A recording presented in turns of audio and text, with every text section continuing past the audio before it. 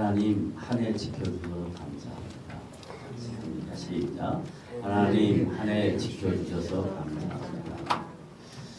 네, 한 해를 돌아보면 언제 이렇게 한 해가 지나가나 생각이 들죠. 금방 1월 달이었는데 벌써 12월이 돼서 한 해가 지나가고 또 한 해가 시작되면 한 살씩 더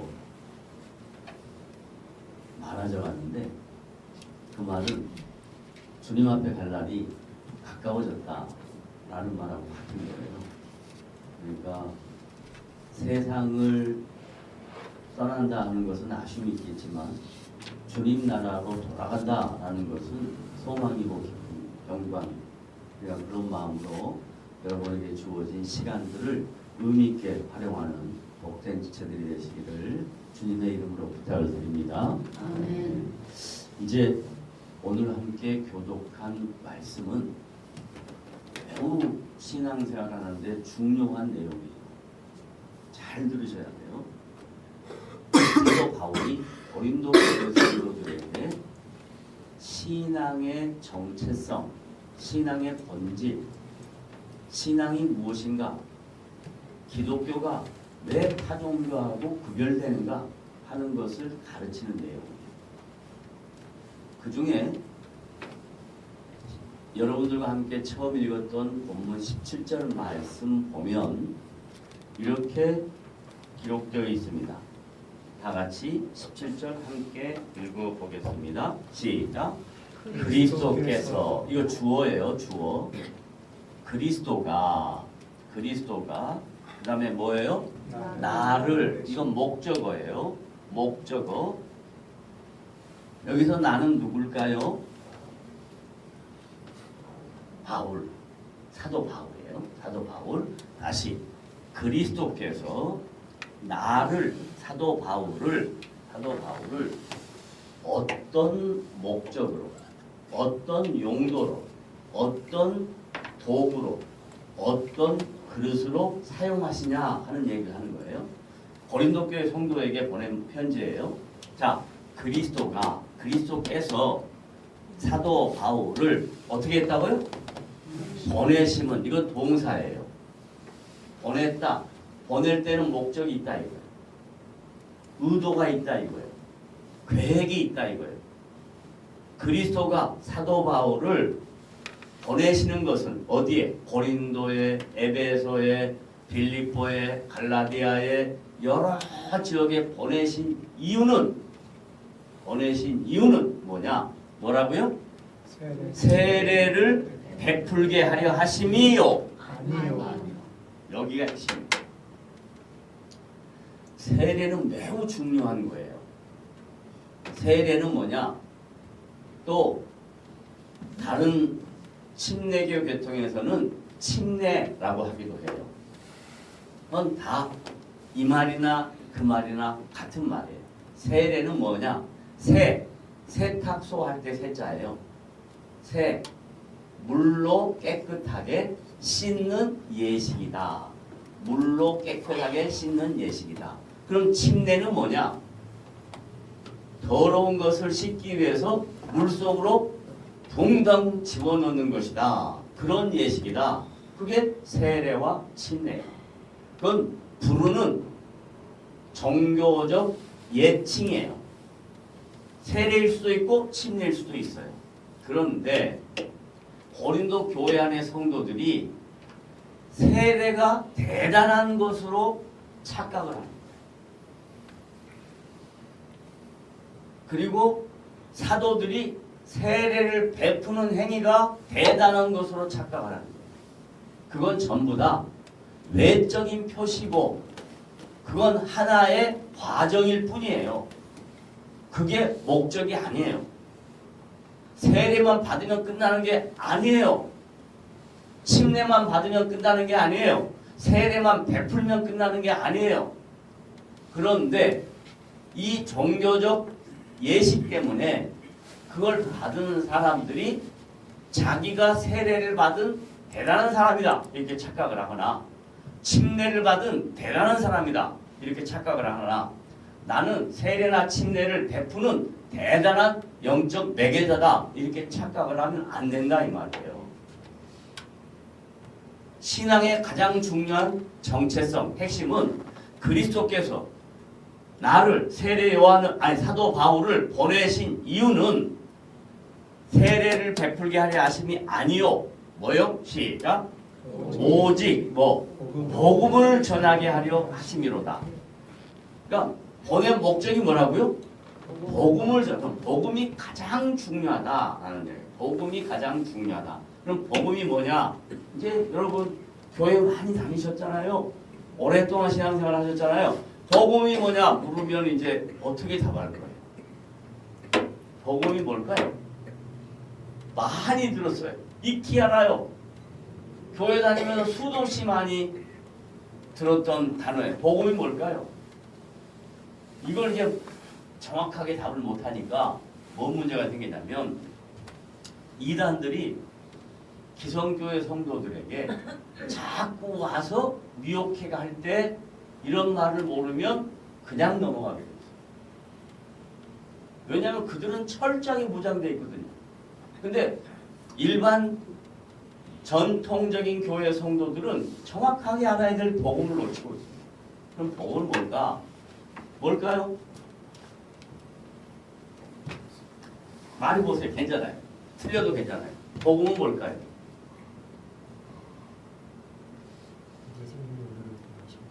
예수님이 우리를 구원하신 거. 네, 좋아요. 일부예요. 일부. 부분이에요. 복음은 뭘까요? 가장 간단하게 설명해 드릴게요. 복음이 뭐냐면 일반적으로 많은 사람이 복을 이렇게 알아요. 복. 무슨 복이에요? 복자잖아요. 복, 좋은 복, 좋은 거, 선한 거. 뭐예요? 소리, 그러니까 뭐예요? 좋은 소리, 복된 소리. 이건 말풀이에요, 말풀이. 이걸 또 말풀이를 영어로 해가지고 뭐라 그래요? 복음을 굿뉴스 그래요. 굿뉴스. 그래서 굿뉴스 정도 이렇게 말하는 대답을 하는 사람은 그래도 조금 나은 사람이에요. 굿뉴스. 왜 나은가? 설명을 해드릴게요. 뉴스가 뭐예요? 소식이죠. 그 뉴스를 다 소식으로 알아요. 근데 그게 뉴스가 아니고요. 뉴스 얼마나 가짜 뉴스 많아요. 말도 안 되는 뉴스 말도 없이 많잖아요. 뉴스가 뭐냐면요. 따라하세요. North. 그 다음에 East. 그 다음에 West. 그 다음에 South. 그럼 뭐예요? 동서남북 이런 뜻이에요. 그러면 동서남북을 다른 말로 바꾸면 온 세상이라 이런 뜻이에요. 온 세상에 하나님께서 당신이 갖고 계신 목적을 설명한 게 복음이에요. 그걸 어디다 설명했냐? 성경에 설명해 놨는데 성경을 다 얘기하려고 하면 복잡하고 이해가 안 되니까 간단하게 축약해서 얘기할게요. 창세기 1장 1절 뭐예요? 태초에 하나님이 천지를 창조했어요. 그러면 복음이 뭐냐라고 물으면 하나님은 창조자다 이렇게 말하면 복음이에요. 복음이 뭐라고요? 하나님은 창조자다. 근데 하나님이 창조하시고 모든 만물을 다 창조하시고 자기 형상으로 누구를 창조했어요? 인간을 창조했는데 인간이 어떻게 했어요? 하나님께 대적하고 반항하고 하나님을 빗나가고 그걸 뭐라고 이야기하냐면 죄인. 그래서 따라합니다. 인간은 죄인이다. 이게 복음이에요. 자기가 죄인이라고 인정하지 않는 사람은 복음 안에 못 들어와요. 내가 뭘 잘못해서 죄인이 아니라 아담의 범죄 때문에 모든 인간은 다 죄인이에요. 그걸 인정해야 돼요. 그게 복음이에요. 따라하세요. 모든 인간은 뭐라고요? 이게 복음이에요. 그러면 창조주인 하나님과 모든 인간이 범죄자고 죄인인데 하나님과 인간 사이에 교제가 안 돼요. 분리되어 있어요. 교통이 안 돼요. 의사소통이 안 돼요. 그래서 하나님이 의사소통, 교통, 교제, 회복 하시기 위해서 당신의 아들 죄 없으신 예수 그리스도 이 땅에 구원자로 보낸 거예요. 그래서 다른 말로 하면 예수님이 구원자다. 이게 복음이에요. 뭐라고요? 예수님이 구원자다. 이게 복음이에요. 그런데 창조주인 하나님, 타락한 인간의 본성을 믿고 인정하는 것, 예수님이 나의 구원자라는 것을 인정하는 것을 이성으로는 안 된다. 성령으로만 가능하다. 그래서 복음은 성령에 의해서 밝히 드러나요. 따라하세요. 복음은 누구에 의해서? 공부해서 되는 거 아니야. 말 잘해서 되는 거 아니야. 뭘로 된다? 성령에 의해서 알게 돼. 그래서 이제 다시 정리하면 복음이 뭐예요? 라고 물으면 이렇게 하는 거예요. 하나님은 창조주입니다. 두 번째, 인간은 죄인입니다. 세 번째, 예수님은 구원자입니다. 이렇게 하는 거예요. 이것을 알게 하는 게 뭐라고요? 성령입니다. 이게 복음인 거예요. 그걸 전하게 하기 위하여 그리스도께서 사도 바울을 고린도 교회에 보내고 여러 선교지에 보내고 지금 우리에게까지 복음이 증거되어진 것입니다. 너무너무 중요한 내용이에요. 이걸 사람들이 정확하게 모르니까 기독교에 대해서 자꾸 오해를 하는 거예요. 착한 사람이 돼야 된다. 그럼요, 착해야죠. 도덕적인 사람이 돼야 된다. 그럼요, 도덕적으로 구별돼야 되죠. 법이 없이 살아야 된다. 그럼 법 없이도 좋은 사람이 돼야 되죠. 그건 예수 믿지 않은 사람도 다 똑같이 해야 될 일들이에요. 예수를 믿는다는 것은 이 복음을 정확하게 깨달아요. 복음이 뭔가? 이제 복음을 설명했어요. 그러면 이 복음은 어떻게 전해지냐 이 말이에요. 어떻게 전해지냐? 뭘로 전해진다고요? 말로 전해야 돼요? 아니요. 말의 지혜로 하지 않는다. 아무리 똑똑하고 훌륭한 사람이 전한다고 해서 그것이 복음을 받아들일 수 있는 도구가 안 된다. 이 말이 뭔 말이냐? 지금부터 약 2000년 전에 로마가 세계를 지배할 때 그때 로마 사람들이 큰 원형 경기장을 만들어 놓고 여러분 혹시 가보신 분은 있겠죠? 원형 경기장 만들어 놓고 거기 사람들이 모여가지고요. 운명가들이 변론가들이 나와서 여러분 인생은 이겁니다. 여러분 세상은 다 신에 의해서 창조됐는데 그 신은 물입니다. 불입니다. 힘입니다. 이렇게 가르치는 게 헬라 철학자들의 얘기예요. 그런데 거기에 사람들이 다 빠지는 거예요. 아, 물이 중요하지. 우리가 물 없으면 못 살지. 왜? 인간의 몸에 물이 H2O가 70%인데 지금 전 세계의 지구에 물이 없으면 못 살지. 그래, 물이 중요하다. 아니야, 불이 중요해. 불 없으면 어떻게 우리가 먹을 걸 해먹어. 이런 말에 다 속아 넘어가는 거예요.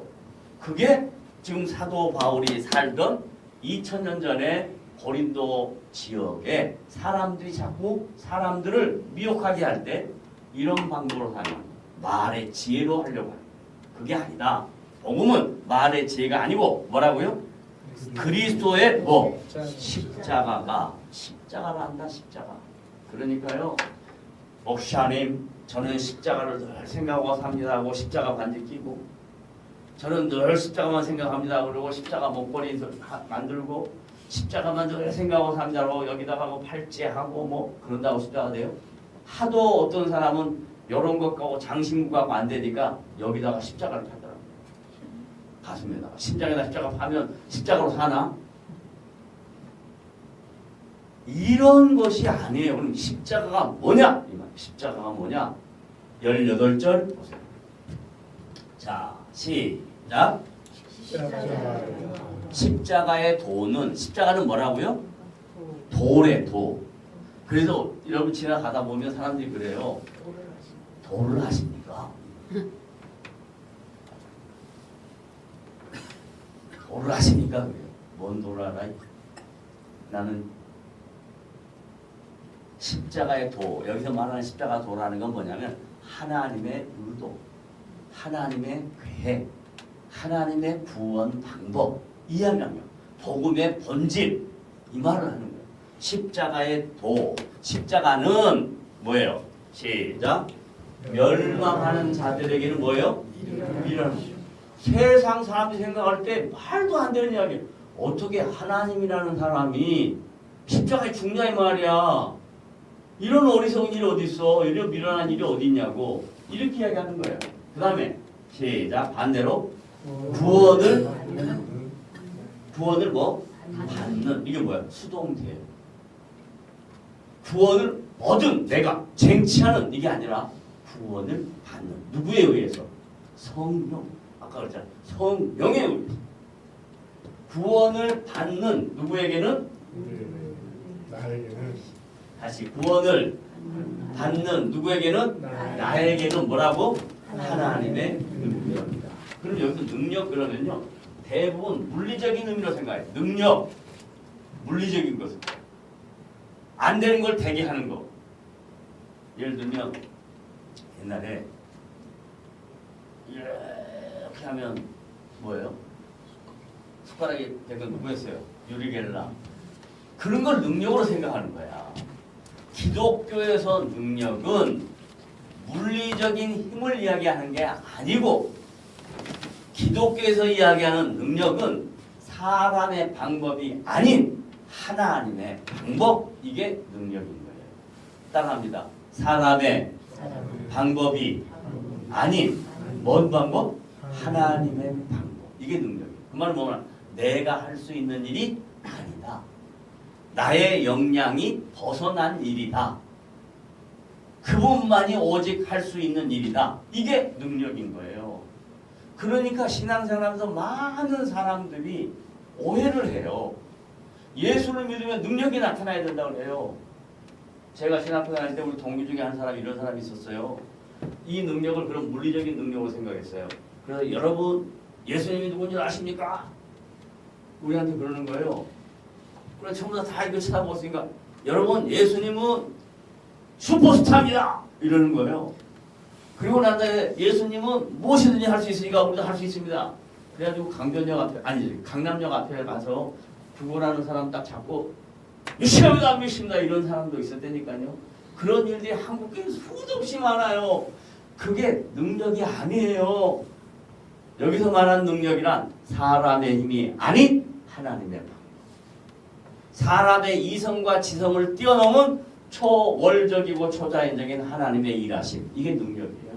자, 그 다음 넘어가서 이제 세상 사람들한테 설득하는 거예요. 바울이.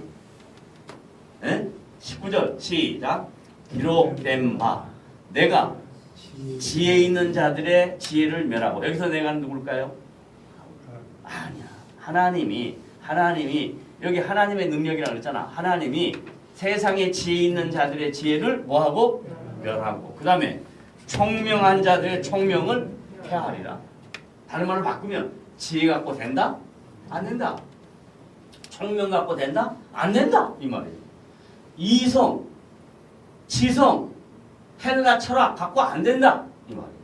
그럼 뭐냐? 20절 시작. 지혜 있는 자가 어디 있냐? 야, 물, 불, 힘 전부 다 다르잖아. 지혜 있는 자가 어디 있냐? 이게 어떻게 완벽하냐? 다 부분적이지. 부족하지. 흠이 있지. 연약하지. 불완전하지. 이런 이야기예요. 지혜 있는 자가 어디 있느냐? 그 다음 뭐예요? 선비. 왜 우리말로 선비로 바꿨냐면 그 당시 로마 권력자들 이야기하는 거예요. 권력이 무슨 의미가 있냐? 누가 갖다 뒤집으면 끝 아니냐? 이 말이에요. 그 다음에 이 세대에 그 시대에 변론가가 많았단 말이에요. 웅변가들이. 아주 헬라 철학자들이 웅변을 기가 막히게 잘했어요. 소크라테스, 아리스토텔레스 등등 플라톤 전부 다 얘기 들어가는 거야. 변론가가 어디 있느냐? 그 다음에 뭐라고요? 시작. 하나님께서 주어예요. 아까도 그리스도가 주어듯이 하나님이 시작. 이 세상의 지혜를 미련하게 하신 것이 아니냐. 다른 말로 하면 세상의 지혜로 하나님을 안다 모른다. 모른다. 절대 모른다.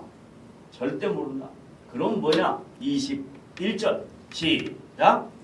하나님의 지혜에 있어서는 이 세상이 자기 지혜로 하나님을 알지 못하므로 하나님께서는 어떻게 한다? 전도에 미련한 것. 자, 이제 물어볼게요.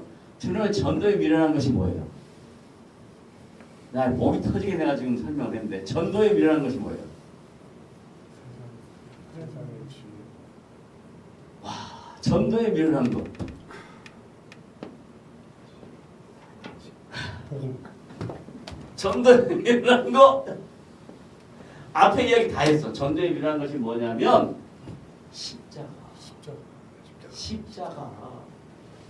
세상 사람이 십자가를 어떻게 생각한다 그랬어요? 미련한 것으로 생각한다 그랬잖아.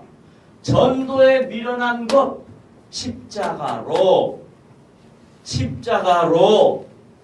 십자가로 어떻게 믿는 자들을 구원하시기를 기뻐하셨도다. 그러니까 우리가 구원받은 건 뭐 때문에 구원받았다고요? 십자가 때문에 구원받았다. 그럼 이제 십자가를 설명해야 될 거 아니에요? 십자가가 뭐냐? 저는요 지금도 늘 우문현답했던 생각을 잊지 않는데 십자가만 생각하면 처음에 개척해서 아파트에서 예배를 드리다가 상가를 계약을 하고 리모델링을 하고 동대문 시장에 커튼을 맞추러 갔어요. 근데 그거 제가 들고 가야 될 거 아니에요. 근데 안 들고 왔어요. 그랬더니 저한테 뭐라 하냐면 폭이 얼마나 돼요? 그래 물어봐. 그래서 제가 올 때 쟀는데요. 이렇게 쟀거든요. 그랬더니 그래요? 그러면 선생님 키가 얼마예요? 묻는 거예요. 얼마입니다. 그랬더니 그러면 그 폭이네요. 그래요. 여러분 십자가 어떻게 생겼어요? 이게 짧고 이게 길잖아요. 제가요 이게 짧고 이게 길어서 저한테 어떤 분이 20대 전도사 때 이야기야. 29살 때 얘기해요. 새벽 기도를 인도하고 목회실에 앉아있는데 한 분이 오셔서 저한테 물어요. 전도사님 왜 십자가가 하나는 작고 하나는 깁니까? 저한테 물어봐요. 그래서 제가 고민하다가 갑자기 생각이 나서 생각해보세요. 이게 작고 이게 길잖아요. 그랬단 말이에요. 그래도 이분이 그렇군요. 그리고 돌아갔어요. 그리고 그 다음날 새벽에 나와가지고요. 그때 돈으로 2천만 원 헌금을 가지고 왔어요. 전도사님 제가 이렇게 놀랍게 깨달아가지고요. 그동안 얼마나 이것 때문에 고민했는데 그리고 목사님 돌아오시니까 이런 일이 있었다 그러고 이제 헌금을 드렸거든요. 그랬더니 나중에 이거 컨텐츠로 갖다가 이거 얘기하니까 똑같다 그러잖아요. 얼마나 말도 안 되는 얘기입니까? 얼마나 말도 안 되는 얘기예요. 여기서 말하는 십자가라는 의미는 형태를 이야기하는 게 아니에요.